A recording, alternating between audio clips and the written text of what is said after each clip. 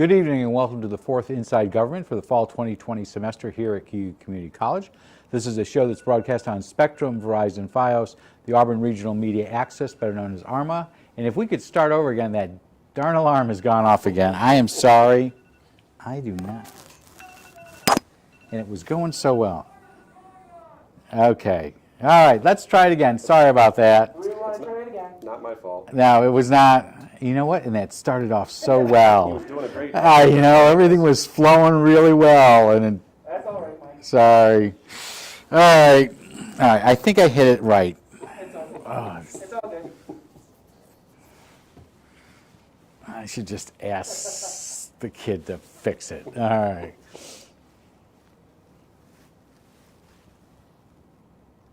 Oh.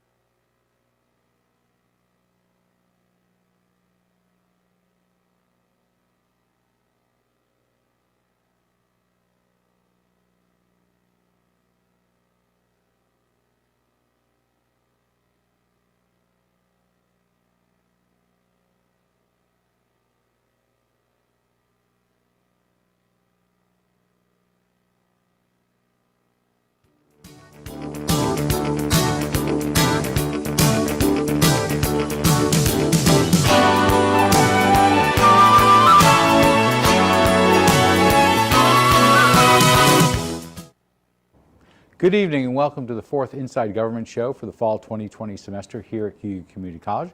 This is a show that's broadcast on Spectrum, Verizon, Fios, the Auburn Regional Media Access, better known as ARMA, as well as Win 89.1, the college's radio station. I'm your host, Guy Cosentino. As we've said, with the COVID-19 worldwide pandemic, our show has changed a bit since we stopped filming back in March for our spring semester, but we are delighted to be back in the studio this semester for the fall. We have some new health protocols and SUNY directives that only allow us to tape one show per day we tape. So we're doing Inside Government Beyond the Front Page on different days, on Tuesdays and Thursdays. And then we'll have much more information about this at the end of the show, but just a reminder, we only allow one guest in the studio at a time. As a reminder as well, the college's students direct, produce, and tape these shows, and we front-loaded the schedule so that we can get through the semester in case there is a resurgence of COVID. So we'll end just after Election Day. But before getting into all of what's coming up, let's do the show that we have planned for today. Last week, Cayuga County Sheriff Brian SCHENCK gave a presentation here at the college entitled, "This is What We Do, This is How We Do It," part of a continuing effort by local law enforcement to continue the national dialogue started by the Black Lives movement that was supercharged by the deaths of individuals like George Floyd and Breonna Taylor. We've asked the sheriff not only to talk about his presentation, but how life of law enforcement exists in a Black Lives Movement world. We'll also talk about some other things, including keeping his staff safe during COVID-19, as well as the people they interact with, as well as the increase, unfortunately, of heroin and opioid deaths locally of late. Welcome back to the studio. Thank you, Guy. It's a pleasure to be here. How are you doing? How are and your staff? I'm doing okay, and our staff's doing okay. It's certainly been a challenging year, but we're doing okay. On a lot of different fronts. Absolutely. So let's talk about the front that that is most likely, is not the panic, and not the pandemic, and that's the Black Lives Matter movement. And from your perspective, what is the movement about, just from you individually? Well, I think that there are obviously a number of people throughout the country and right here in our hometown that feel that there needs to be some change in the way that we police and we provide law enforcement services and we look at our whole community when it comes to social justice issues. I think there are a number of people that feel that we need to do some things differently. And it is, would you say it is concentrated on the issue of interactions of law enforcement with minority populations, or is it bigger than that as well? I think that it is bigger than that, but I think that what's getting the most attention right now is the interaction that our people of color are having with our law enforcement members throughout, not just locally, but throughout the country, as I said. And so since the well-publicized and awful deaths of both George Floyd and Breonna Taylor, how have you looked at, this movement has been around for a couple of years, I won't say many, many years, but at least the last 5, but it's become what I would call supercharged by these deaths, unfortunately about their deaths. How has that changed your perspective of what you saw this movement maybe 4 years ago, before you became sheriff? Well, it's certainly brought this issue to the forefront for us locally. We, knock on wood, haven't had an incident here that's garnered as much attention on social media or in the world news like some of the other incidents that you spoke of and others, and I'm glad for that. But it's brought to the forefront how we police here locally, how we work with people in the minority group, and it's created a situation where we have to work closely with our social justice organizations here to address these issues because they're in the forefront everywhere. And they, and just to name 2, the Harriet Tubman Center for Peace and Justice and the NAACP helped co-sponsor last week's event. Am I correct on that? They did. We did join them as well as the Auburn Human Rights Commission. They co-sponsored our presentation that, as you said, was done here at the college last Monday, and we were honored to be able to partner with them and put that presentation together. And I'd certainly like to thank you and the college for giving us the space to come and do that. We're here. We just have to be social distance. We'll come back. I want to come back to the presentation, but a couple just general of how the world is reacting to the Cayuga County Sheriff's Department's reacting. So since this has all occurred, have you or your department had to change the way you police? We have changed the way that we're policing, not just this year because of these issues, but we've been making changes along the way, certainly leading up to this as well. And this year has forced us to take some additional looks at some of our policies and protocols about how we do things. But I can say that leading up to this year, we've been making changes. We've provided additional training when it comes to use of force and working on additional implicit bias and de-escalation training for our staff. So some of these things that are being discussed more so now than ever are things that we've been working on and doing for a while and adjusting in our own agency. So these aren't new things to us. And we should say you've only been sheriff 21 months. I have been, correct.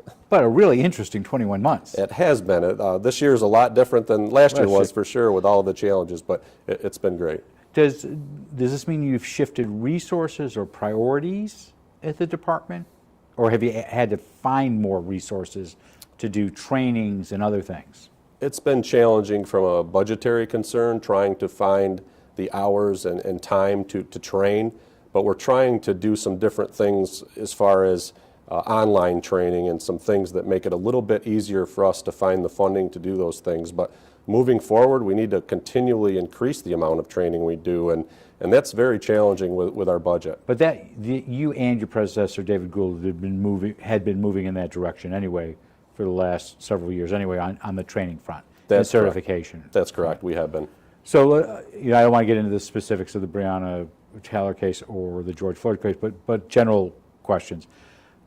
Are no-knock warrants allowed in New York?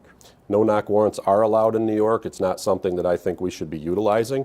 I don't want to say that there may never be a chance that we would want to use that. But your department doesn't necessarily do them. We have done those in the past, but it's been a number of years since we've executed a no-knock warrant. And for me, I think a no-knock warrant is going to have to be the last resort. I don't think it's something that we should use on a regular basis. But so why would it, we hear the phrase, why would it be used? In my opinion, I think it could potentially be used if you've got a dangerous suspect in that residence and you obtain a warrant and you want to enter that residence without knocking to ensure the safety of your staff. Maybe you don't want to give that person in that residence a heads up that you're coming in there. But in my opinion, if you're just looking to enter that residence to execute a drug search warrant, I don't think there's any amount of drugs or any kind of drugs that would warrant doing a no-knock warrant and putting your staff and the people in that residence at risk of harm based on that factor. But I don't ever want to say that there would never be a time that you might not want to use that. But I think in a situation, if it can put your people at less risk of harm as well as the people in the residence, maybe that's the time you would use that. And in the case of George Floyd, and I know Fred Cornelius of your staff talked extensively about this last week was how you do use of force. And I don't mean it was in the context of just George Floyd, but those types of hold that we've seen videos, and we're going to talk about video later as we discuss this, but are those holds allowable in New York by your department? Are those things you frown upon? Where are you in that dynamic? Well, I have to say that every use of force incident is different. And one of the things that I think is really important that hasn't always been done in some of the cases that we've seen on the news or in snippets on social media, there hasn't been a reassessment of the situation and an adjustment on the amount of physical force used. And I'll say, I, like most all of us, have seen the incident involving George Floyd. And I know that the Minneapolis police officer knelt on his neck for 8 minutes and 46 seconds. There's no excuse for something like that. Could there be a time when maybe you've got a deadly force situation where that officer is fighting for his life, that maybe he could potentially wind up kneeling on the neck of someone? Certainly that might happen, and that might be justified at the time, but I can never think of a time when it's justified for 8 minutes and 46 seconds. So I wouldn't ever say that that's authorized. So you differentiate 8 minutes and 46 seconds versus a split-second decision that might need to be made in the middle of a traffic stop or some other incident, correct? Absolutely. As a police officer, I've had some physical altercations with people trying to arrest them in the past where you have to certainly fear for your physical safety and at times your life, and maybe there becomes a situation where you're using some type of hold or some type of restraint that maybe won't be warranted in other situations. But certainly if somebody is in custody and they're down on the ground and they're not fighting at that point, there is no excuse for that type of conduct by any police officer, in my opinion. How tough is it to be a police officer now, or in law enforcement? It's very challenging. Today is absolutely very challenging, but I can say throughout the course of my career, over the 23 years that I've served, that it's always been challenging. Things change, but we have to change with the world around us and make sure that we're doing the right thing and always continuing to do our jobs better. But you mentioned that you used the word, I think, a few minutes ago, and you said the word snippet. So now you have a world where everybody has a cell phone. Absolutely. And sometimes it's not in context. Does that make it even more challenging? That does make it more challenging. If somebody can take a snippet of video of an incident that may involve an arrest, it may be a few seconds of that arrest that don't give an overall picture to what actually happened. I'm actually a proponent for body-worn cameras for police officers. Our agency does not have them yet, but I'm going to be pushing and hopefully at some point getting the funding to be able to bring those into our department so that we can get a full picture of what happens during each arrest and interactions with the people that we serve. And how much would those cameras cost for your department? I did look at those last year. To outfit our road patrol division, it was going to cost about $46,000, and then there are ongoing costs to maintain the data that you record with those. But I believe that they would be good for everybody involved, not only the law enforcement officers, but the people that we're interacting with, to give a full picture of what happens during those incidents. You and Chief Butler for the Auburn Police Department have been at several events and marches, correct? We have. Why did you go? I went because I think it's important for the members in our community that are protesting against racial injustice to know that I serve your interests as the elected sheriff in this community, as well as I serve everybody else's. And I think it's important for people in our community that if they're holding a peaceful protest and they're trying to make change in our community, that I want to let them know that I want to be part of that change, and I want to be at the table helping bring that if we need to do that. And every time I hear you speak, and every time you've been on this program, you have said it's your, not yours, sheriff. You're the community sheriff's department.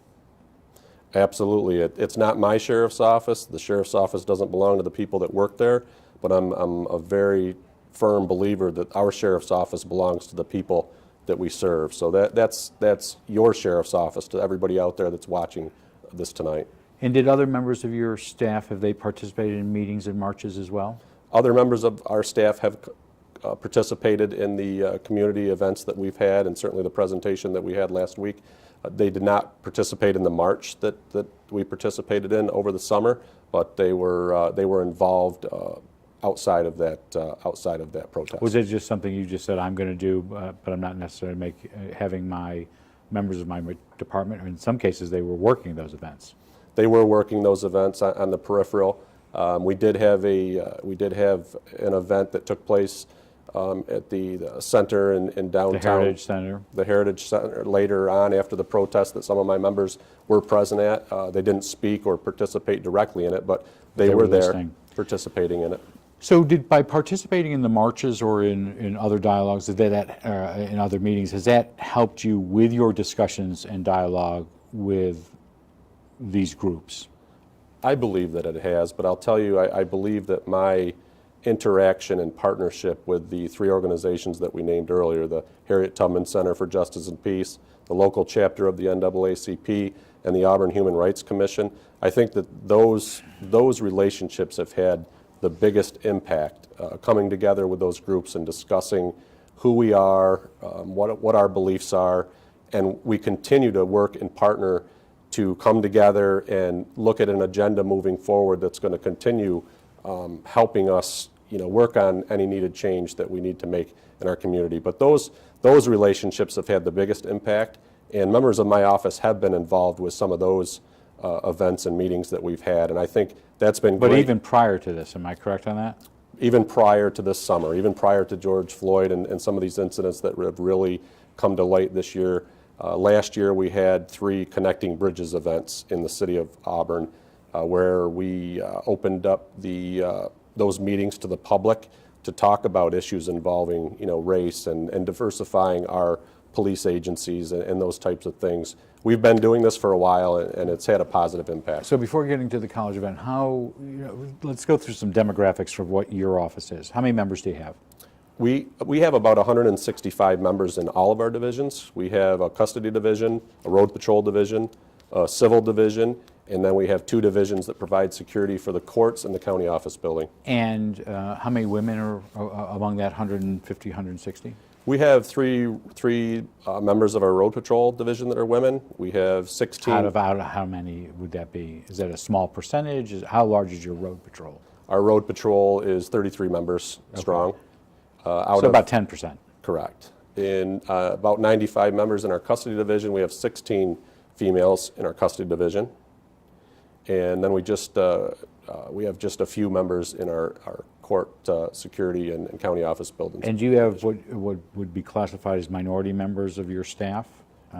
Very, very few. One in the jail.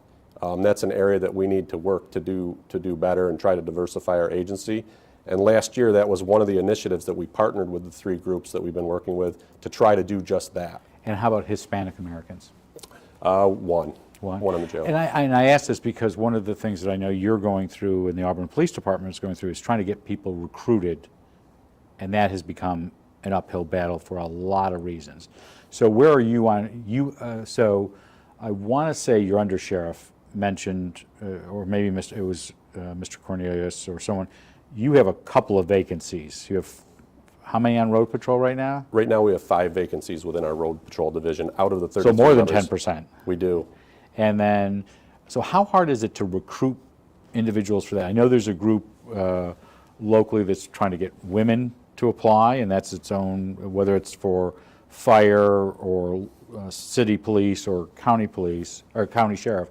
How tough is it to recruit people? What's the challenge now? It's very challenging to recruit, but fortunately for us, we did give an exam for our road patrol division last year that was an entry-level exam. We had a pretty good number of people that took that, so we're still operating off of that civil service list. So we didn't have to recruit this year for that, but our biggest challenge is we don't have any available police academies for basic training that will be available until early next year. So even if we want to bring... Because everybody's short. Correct. This is not a issue indicative of just the Cayuga County Sheriff's Department or the Police Department. There's a shortage of police officers across the board. There is. Every agency that I'm aware of is trying to fill positions and has open slots right now. So is it a matter for recruiting, because for those who don't know, county pay is much different, much lower than city pay. So for you, is it an issue of pay? Is it an issue of safety? I've always said I'd rather be an Auburn police officer because in a few minutes, everybody's going to respond. If I'm out in Martville or Summerhill, I could be alone for however long a period of time. Or is it a world where everything gets filmed? Or is it everything? Well, I think it's a little bit of everything, but I can say that our starting salary is very competitive with the Auburn Police Departments. Okay. As the years go on, it does change significantly, so that the Auburn Police Department salaries for the road patrol people is higher. But I think it's a combination of everything. I don't think it's just the salary. I think it is a combination when you look at the recruiting challenges that people have of everything going on in the world today. You know, people feel, you know, if I go into law enforcement, I'm going to be under the spotlight. I think some are concerned that they're not going to be supported by the communities they serve. And unfortunately, I feel like with a lot of things that are going on across the country today, that it's made, you know, law enforcement officers look like villains basically at times, and I think that's a concern, and it's going to have an impact for our recruiting efforts. And as we walked down here, we ran into one of your law enforcement colleagues, and he said, nobody, you know, millennials don't want to work weekends and evenings, and that's just another factor. Add on. It may be. I think we're just going to have to work harder to recruit people moving forward. But I'll share that I don't think that the job's changed enough that I would sit here and say that it isn't an awesome career. If you want to help people and you want to serve your community, it is so very rewarding, especially here locally, and I would encourage people to apply. So this is what we do. This is why we do, how we do it. So what was the impetus for last week's presentation here at the college? We were asked by the social justice organizations that we partnered with if we would do this presentation, and that followed a presentation that the Auburn Police Department gave a number of weeks ago. They gave a similar presentation, but I was really proud of our administrative staff, and I'm always you know, touting the great work that the people at our sheriff's office do, but I was proud of our administrative staff for putting that presentation together and for coming together with me to provide that, not just for the social justice organizations that we partner with, but for our entire community to showcase the work that we do. So you think it went well from that perspective alone? I think that it did. It was a great exercise for our department to be able to put that together and showcase what we do. And the interesting thing was we discussed it internally, how our different divisions learned so much about what the other divisions within our own sheriff's department does, or sheriff's office does, because they didn't realize that. So it was a great thing for all of us. And if people want to watch it, they can go to auburnpub.com. It's on there. It's about an hour and 50 minutes, and it does move. It isn't. This is not you just making a presentation. I want to say 7 or 8% is all together. Right. Maybe you're off on that. But different individuals are talking about their divisions and also how everything connects into that. Absolutely. I had asked our different division commanders if they would give a presentation about their particular units that they command, and they were all for it, but they do a great job. But there was a discussion about how you run the custody division, who I was interested in. Some of the individuals, they didn't name them by name, but types of individuals you've had in your custody division over time. How road patrol works, where you have shortages. So it is worth that watch. So you have this great relationship with Harriet Tubman Center for Justice and Peace and the NAACP, but there was a little bit of a hiccup about a month ago. So let's talk about that. Sure. The New York State Sheriff's Association suggested, in light of the Black Lives Movement, several reforms. We do not need to list all 10 of them. What in general were they about? So there were some reforms that were proposed legislatively that were proposed by the sheriff's office to try to. The state sheriff, not you individually. The State Sheriff's Association, okay. To try to help keep law enforcement officers safe, and they included increased levels of fines and punishments for resisting arrest. They dealt with issues related to recording certain incidents, and there were a number of proposals. One of them was doxing against a police officer, so that's not a word that a lot of us are familiar with, but that basically would be if someone wants to take personal information about a police officer, about their home address or maybe members of their family, and put that out there and try to harass them with that can be that's what doxing is. So there were a number of proposals that were made, and I did support those proposals, and I think some of them needed some additional explanation as to why they were being proposed and put in place. So leaders of both of those groups were not, They they were not happy. Have you since talked to them about that? We did. In fact, they And they still co-sponsored the event last week. absolutely. So they after I supported those proposals, they did come out publicly and condemn my support for those, and were very vocal about the fact that they didn't think that they were good proposals for people in the minority community. And I immediately asked if we could come together. We did come together soon after that and discuss the fact that I think the groups felt like I should have come forward and had some additional discussions with them about these proposals and my support for them. And I don't disagree with that, but we had some tough conversations at that next meeting, and they weren't afraid to tell me how they felt about that. But I can tell you that I'm proud of the fact that we were able to come together to And you're have that. still supportive of those general reforms that have been suggested? I am supportive of what they were trying to accomplish. I think that there's some additional discussion that could be had. The Sheriff's Association? Absolutely. I think that there could be some additional discussions to tweak those, but they didn't go anywhere through the legislature. We have about 5 minutes left. One item I don't want to leave this. What is police immunity for those who may not understand that? So qualified immunity, it's basically civil immunity for law enforcement officers. If there's an issue where perhaps an agency or an officer is sued, qualified immunity protects that officer from personal liability in those civil lawsuits. And that is something that's been discussed, whether or not that's something that should be in place moving forward for officers that are sued. And if somebody sues an officer successfully, should that officer be personally liable for those things? So in this COVID world, just shifting gears totally, in this COVID world, how are you protecting your staff? We are certainly doing checks daily with our staff, like most people are. We are screening all of our staff. You have a little green band, I know, today. I do. Here. I made the cut. I got through the check area. So we are screening all of our staff, requiring face coverings. Within the jail, we're providing face coverings and screening for inmates. How about interactions with the public? With the public, that can be somewhat difficult. So if it's an interaction, where a deputy is within 6 feet of somebody and they have time to put on a face covering, we're encouraging that, asking them to do that. If it's a split-second, incident where they don't have time, we understand that. Or maybe if they're, within a certain distance away from who they're dealing with, they may not be wearing their mask. But we're certainly encouraging them to wear their face coverings and social distance when they can. And I know in the death of Daniel Prude in Rochester, there was this use of a spit hood.